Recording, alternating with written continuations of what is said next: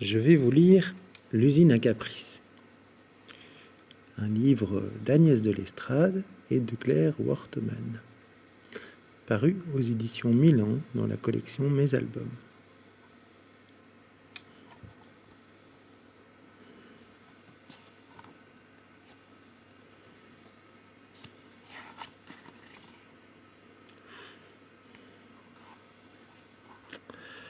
La princesse Clarisse vivait dans un beau château avec son père et sa mère, le roi et la reine Saturnin.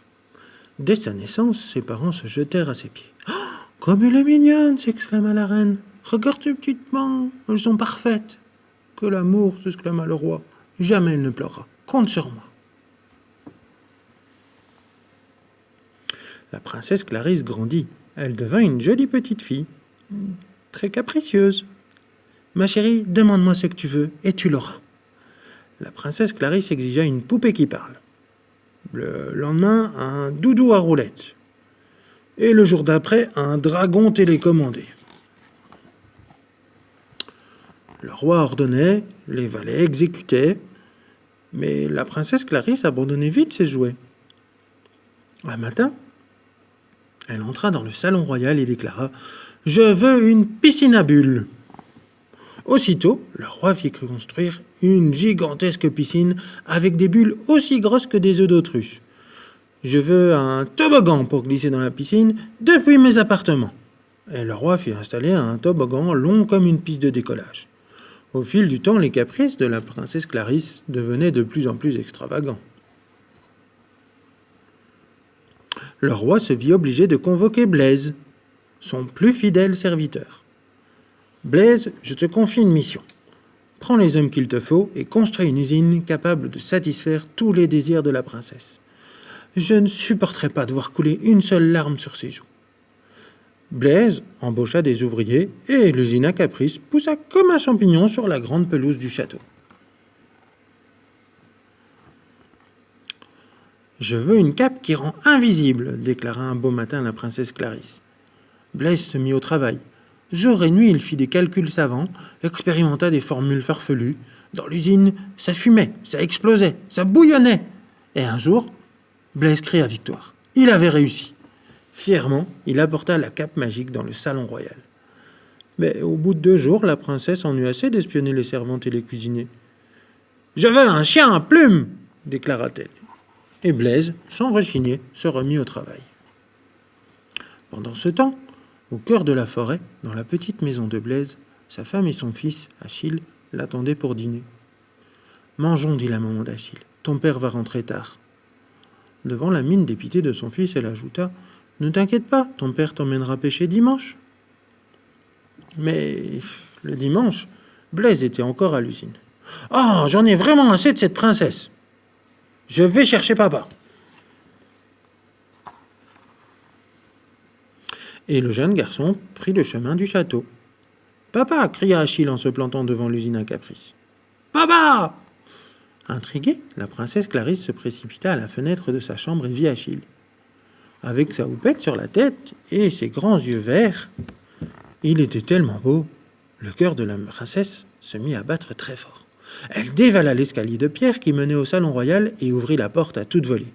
« Père, je veux ce garçon !» Elle désigna Achille qui continuait à crier sur la pelouse. « Mais, bredouilla le roi, Achille n'est pas un jouet. »« Justement, dit la princesse. »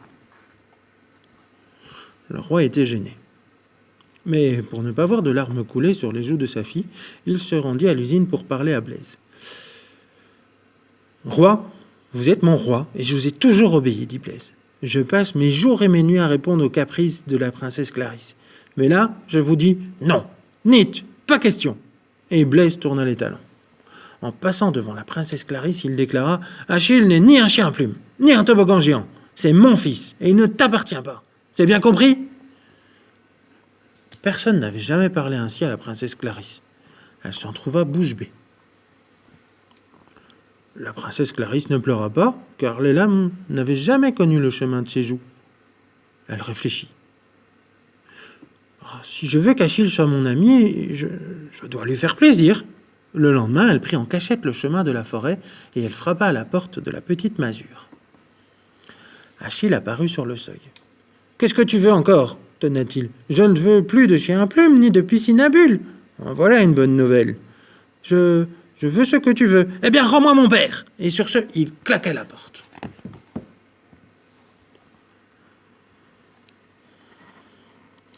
La princesse Clarisse retourna au château. Elle entra dans le salon royal et déclara « Père, je veux qu'on détruise l'usine à caprice. » D'accord, dit son père.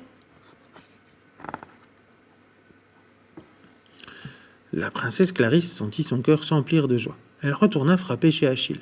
« J'ai fait un dernier caprice, dit-elle avec un petit sourire. « Un de plus, dit Achille. Et c'est quoi ce fameux dernier caprice ?» D'une voix douce, Clarisse murmura « Fini l'usine à caprice. Ton père ne travaillera plus jour et nuit. Il sera avec toi. » Achille ouvrit de grands yeux. « C'est vrai ? C'est bien vrai ?» Clarisse hocha la tête. « Personne ne m'a dit une chose aussi belle, murmura Achille. » Et il posa un baiser sur la joue de Clarisse. Et la princesse sentit de l'eau venir dans ses yeux. Beaucoup d'eau. Jamais elle avait senti cette eau salée couler sur ses joues. Et elle pleura pour la première fois. Mais de joie. Et depuis ce jour, Achille et Clarisse sont devenus amis. Parfois, ils vont pêcher avec Blaise. Ou bien ils jouent aux pirates. Ou à la Belle au bois dormant. Et Achille fait merveilleusement le prince. Des années plus tard, Clarisse a demandé Achille en mariage. Et c'était pas un caprice. Aujourd'hui, ils ont tout plein d'enfants. Un petit peu capricieux, comme tous les enfants du monde. Voilà, mon histoire est terminée. C'était l'usine à caprice.